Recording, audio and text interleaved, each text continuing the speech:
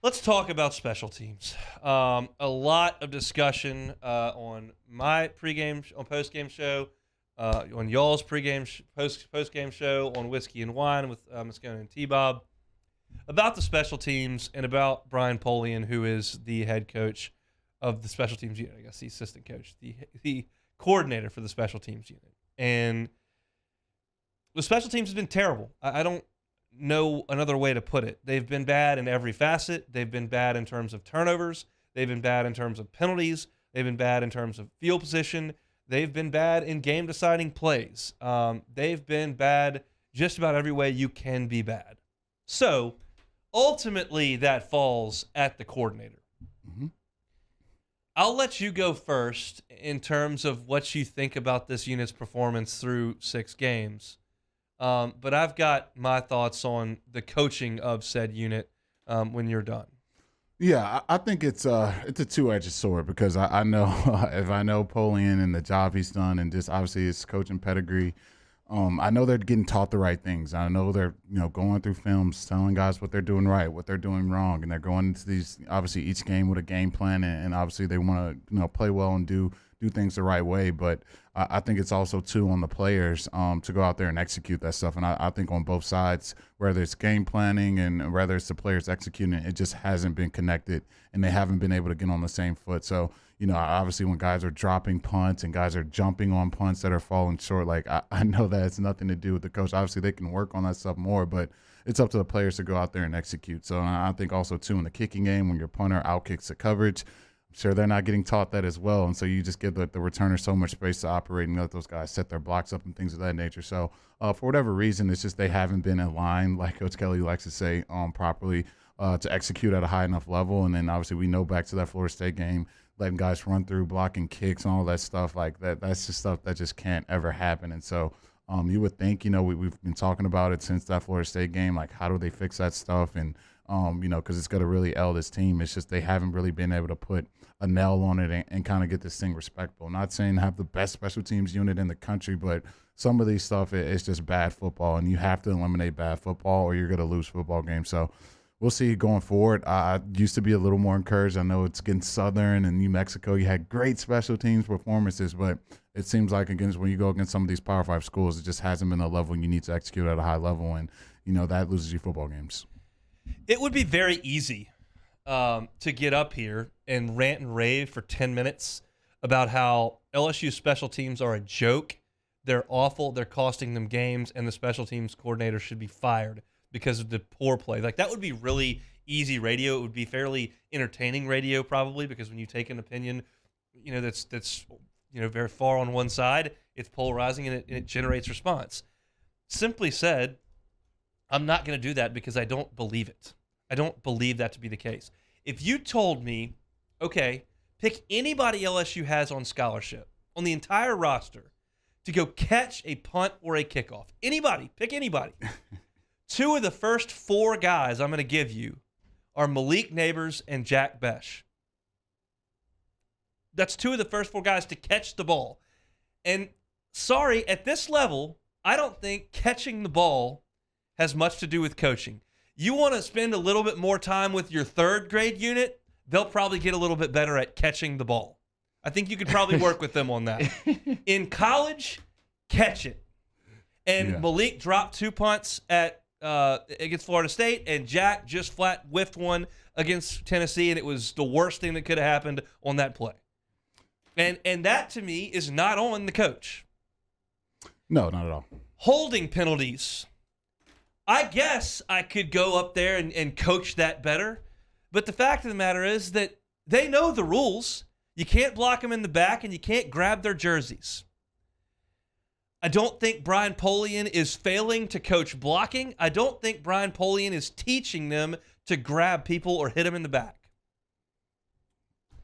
Yep. Now, you want to go as far as saying that LSU was not prepared and had breakdowns on the coaching side of things in terms of protecting the field goal kicker against Florida State?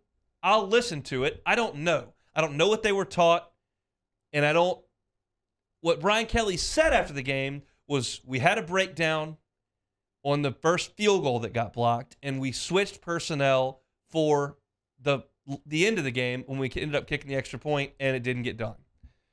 Okay, like I don't know I'll listen to a side that says they were poorly coached there. Coverages. Here's my thought on this, and understand where I'm coming from here. I'm not at practice. One, I don't know how to cover punt. I don't know how to teach covering punts. I don't know how to teach that. So for me to point it out and say that he's wrong doing this or that, that's out of my league.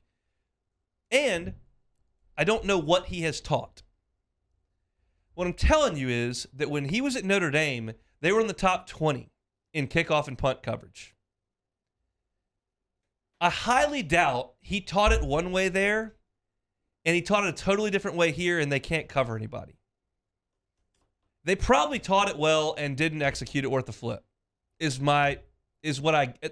my educated guess. You played football. I mean, is it easier for you to assume that Polian has no idea how to coach punt and kickoff coverages? He taught them incorrectly, and that's why they stink on Saturdays. Or is it more likely he taught them to stay in your lanes, break down and tackle, and they've practiced tackling since August, and they've done a terrible job out on the field? Like, which more easy to believe?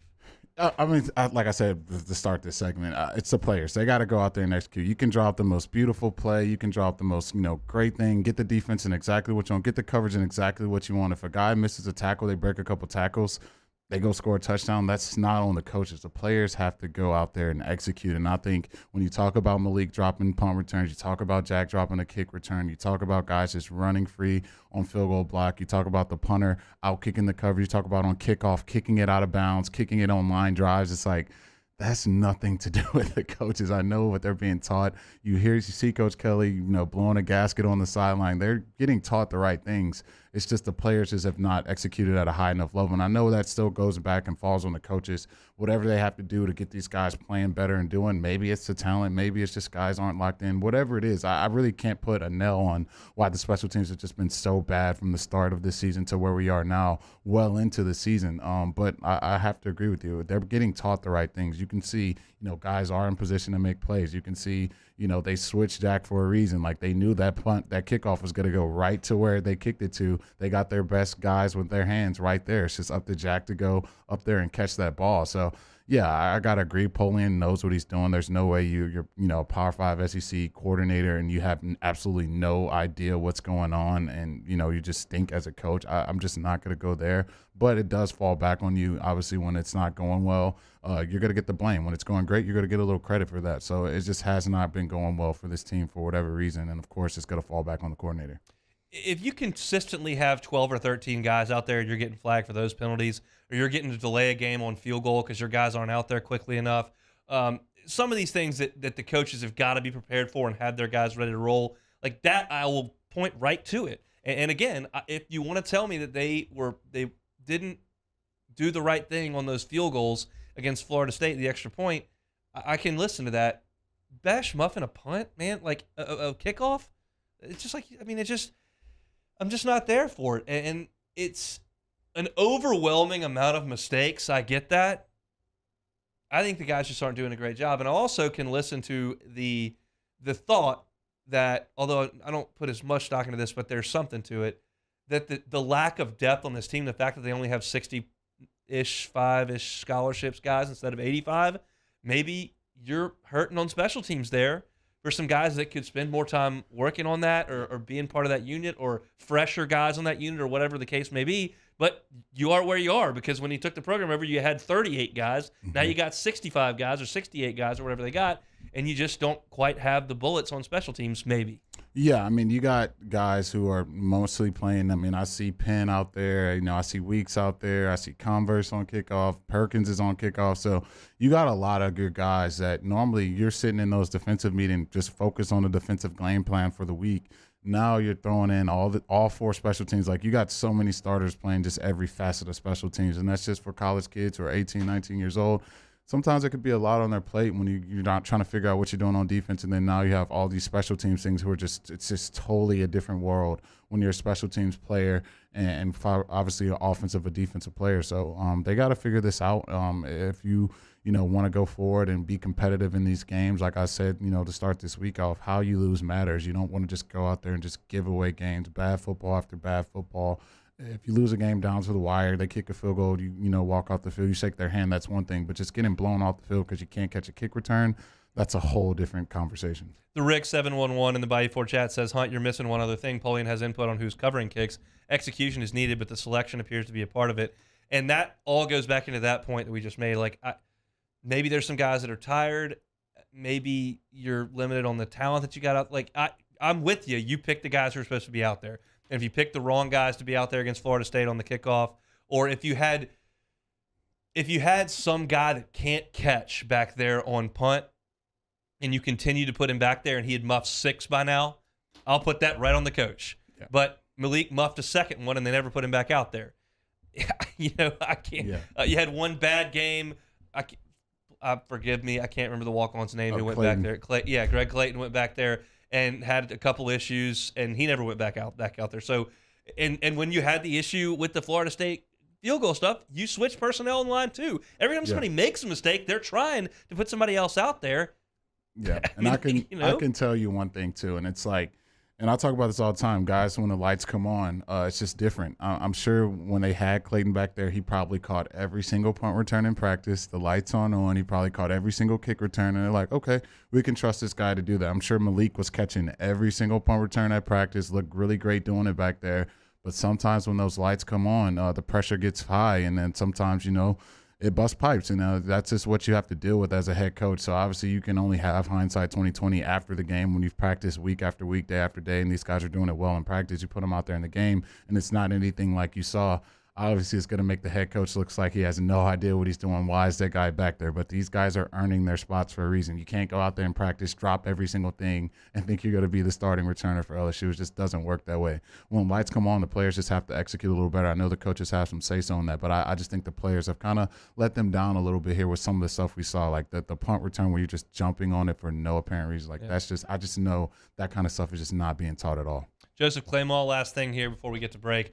Real question, why don't we try KeShawn at kick punt returner? He's not getting enough on offense. Let him show off on special teams.